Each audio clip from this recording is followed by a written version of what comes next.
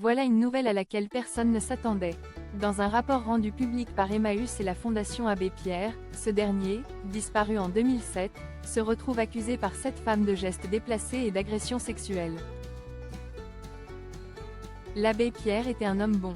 C'est en tout cas l'image d'un homme généreux et tourné vers son prochain et vers les gens dans le besoin que la plupart des Français ont gardé dans leur esprit depuis la disparition de cette figure religieuse en 2007 à l'âge de 94 ans.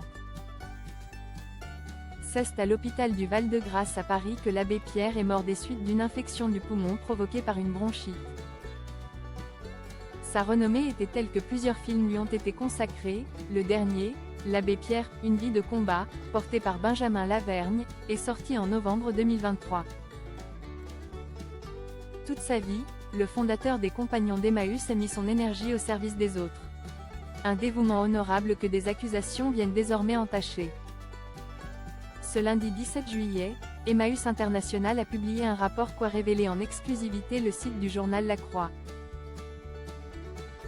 Au fil des pages, une facette jusqu'alors méconnue de la personnalité de l'abbé Pierre se dessine, celle d'un agresseur sexuel dépeint dans le témoignage de 7 femmes qui assurent avoir subi des gestes déplacés,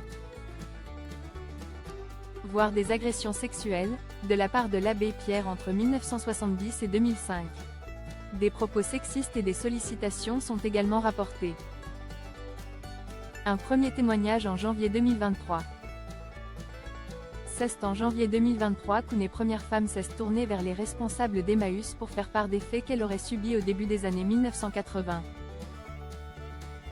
L'abbé Pierre aurait notamment introduit sa langue dans sa bouche d'une façon brutale et totalement inattendue lors d'un retour de voyage en Italie, en plus d'autres propositions qu'il lui aurait faites.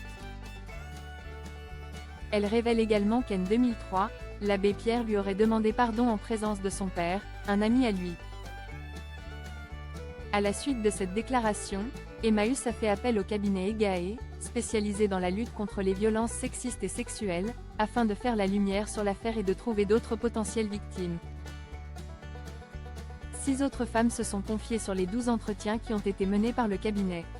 L'une des victimes assure avoir subi des attouchements de la part de l'abbé Pierre en 2005. Il était alors âgé de 92 ans. Rappelons qu'on l'avait dit très proche de Lucie Coutaz. Tous les deux vivront ensemble la fin de la guerre, la période pendant laquelle l'abbé Pierre devient député mais surtout la création d'Emmaüs. Rapidement, c'est en effet l'organisée Lucie qui se charge de gérer l'organisation représentée dans les médias par l'abbé Pierre. Plus discrète que lui, elle est essentielle au projet. Sans elle, Emmaüs n'existerait pas. C'est ce qu'affirment tous les compagnons, et ils disent vrai, expliquait d'ailleurs l'abbé Pierre dont l'association aide toujours ceux qui en ont le plus besoin aujourd'hui. Passée par l'assistance publique, la jeune femme formée au secrétariat développait l'association jusqu'à sa mort, en 1982, à 83 ans. Et s'ils ne sont pas un couple au sens biblique du terme, comme le rappellent nos confrères de Gala, tous les deux vivent ensemble et cestent chez l'abbé Pierre, à Charenton-le-Pont, dans le Val-de-Marne que Lucie décède, veillée par son ami.